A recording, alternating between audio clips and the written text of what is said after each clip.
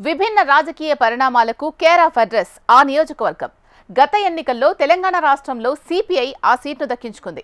దీంతో సిపిఐ అక్కడ పునర్వైభవం కోసం తాపత్రయపడుతోంది అన్న టాక్ బలంగా వినిపిస్తోంది. త్వరలో జరగబోయే స్థానిక సంస్థల ఎన్నికల్లో ఆ నియోజకవర్గ వ్యాప్తంగా బలం చేకూర్చుకునేందుకు కామ్రేడ్లు వినూత్న కార్యక్రమాలతో ప్రజలకు దగ్గరయ్యేందుకు ప్రయత్నిస్తున్నారట. ఇంతకీ ఉమ్మడి ఖమ్మం జిల్లా కొత్తగూడెం ఎమ్మెల్యే కూనంనేని సాంబశివరావు వేస్తున్న ఎత్తుగడలేంటి? ఆయన వ్యూహరచన ఫలించేనా? Was the special focus. ప్రజాక్షేత్రంలో ఉండే పార్టీ సిపిఐనే. పార్టీ శ్రేణులు బాధ్యతాయుతంగా పనిచేయాలి. సమస్యల పరిష్కారమే సిపిఐ అజెండా. ప్రతి గ్రామాన్ని అభివృద్ధి చేయటమే లక్ష్యంగా పనిచేస్తున్నాం. కొత్తగూడెంను రాష్ట్రంలో ఆదర్శ నియోజకవర్గంగా నిలుపుతాం. తాజాగా కొత్తగూడెం ఎమ్మెల్యే సిపిఐ రాష్ట్ర కార్యదర్శి కూనంనేని సాంబశివరావు చేసిన కామెంట్స్ ఇవి. గత సార్వత్రిక ఎన్నికల్లో తెలంగాణ వ్యాప్తంగా కాంగ్రెస్ పార్టీతో పొత్తులో భాగంగా కొత్తగూడెం నియోజకవర్గంలో సిపిఐ అభ్యర్థిగా కూనంనేని సాంబశివరావు సీటు దక్కించుకుని విజయ ఢంకా మోగించారు.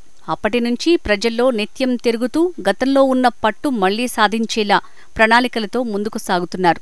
అయితే నియోజకవర్గంలో కాంగ్రెస్ పార్టీకి మొదటి నుంచి గట్టి పట్టుంది. గత ఎన్నికల్లో చాలామంది కాంగ్రెస్ టికెట్ ఆశించిన పొత్తులో భాగంగా సీటు సిపిఐకి దక్కడంతో ఆ పార్టీ క్యాడర్ నైరాస్యంలో మునిగింది. ఆ తర్వాత నుంచి నియోజకవర్గంలో ఉన్న కొద్ది గొప్ప లీడర్ల మధ్య ఆధిపత్య పోరు, వర్గ విభేదాలతో పార్టీ పటిష్టత కుంటుబడిందనే ఊహాగానాలు వ్యక్తమవుతున్నాయి. దీనికి తోడు పార్టీలో పదుల సంఖ్యలో నాయకులున్నా పార్టీని క్షేత్రస్థాయిలో అభివృద్ధి చేసే నాయకుడు కరువయ్యారనే టాక్ బలంగా వినిపిస్తోంది. మంత్రి పొంగులేటి శ్రీనివాసరెడ్డి అప్పుడప్పుడు పర్యటిస్తూ కాంగ్రెస్ క్యాడర్ను, నాయకులను సమన్వయం చేస్తున్న పాత కొత్త నాయకుల మధ్య అంతర్గత కుమ్ములాటలు తగ్గేలా లేవనే ప్రచారం లేకపోలేదు.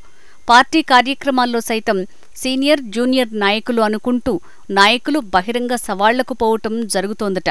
మంత్రుల పర్యటనలతో సైతం ఏ మంత్రి వస్తే ఆయన వర్గం నేతల హడావుడితో పార్టీని నమ్ముకుని పనిచేసిన నాయకుల పరిస్థితి అగమ్యగోచరంగా మారిందట.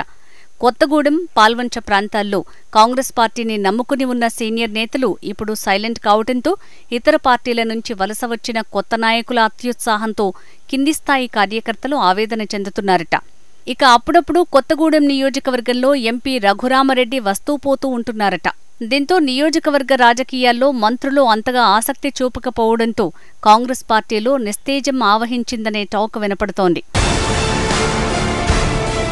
కాంగ్రెస్ పార్టీలో నెలకొన్న విభేదాలపై దృష్టి పెట్టిన మిత్రపక్షంగా ఉన్న సిపిఐ క్షేత్రస్థాయిలో పట్టు బిగుస్తోందట. ఎమ్మెల్యే కూనంనేని ఆధ్వర్యంలో ఒకవైపు అభివృద్ధిపై నిరంతరం కృషి, మరోవైపు వచ్చిన అవకాశాన్ని సద్వినియోగం చేసుకునేలా బలం పెంచుకునేందుకు ప్రయత్నిస్తోందట ఆ పార్టీ. గ్రామాల స్థాయిలో సిపిఐని బలోపేతం చేస్తూ రాబోయే స్థానిక సంస్థల ఎన్నికల్లో ఎక్కువ స్థానాలు గెలిచేలా పక్కా వ్యూహంతో పార్టీ అధిష్టానం పావులు కదుపుతోందట. దీనికి తోడు ప్రభుత్వ పథకాలు అమలు చేయటం, నిరుపేదలకు అండగా పార్టీ కార్యక్రమాలు నిర్వహిస్తుండటంతో ఇతర పార్టీల కార్యకర్తలు సైతం సిపిఐ వైపు మొగ్గు చూపుతున్నారనే టాక్ వినపడుతోంది. అయితే కాంగ్రెస్, సిపిఐ మధ్య మంచి సంబంధాలున్నప్పటికీ కాంగ్రెస్ క్యాడర్ మాత్రం అధికార పార్టీలో ఉన్నా తమకు పనులు కావట్లేదని మదనపడుతున్నారట. సిపిఐ బలోపేతమే లక్ష్యంగా పక్కా ప్రణాళికలతో ముందుకు దూసుకువెళ్తున్న కూనంనేనికి తమకున్న రాజకీయ అనుభవం కూడా ప్లస్ పాయింట్ అవుతోందట. నియోజకవర్గంలోని ప్రతి మండలంలోనూ పార్టీ సభలు పెద్ద ఎత్తున జరుపుతున్నారట. సిపిఐ స్థానికంగా పాగా వెయ్యాలనే లక్ష్యంతో అభివృద్ధి మంత్రంతో ముందుకు సాగుతున్నారట కూనంనేని. కొత్తగూడెం నూతన కార్పొరేషన్ మేయర్ స్థానం జనరల్ అయితే ఎమ్మెల్యే ప్రధాన అనుచరుడిగా ఉన్న జిల్లా కార్యదర్శి సాబీర్ పాషా రేసులో ముందు వరుసలో ఉన్నారట.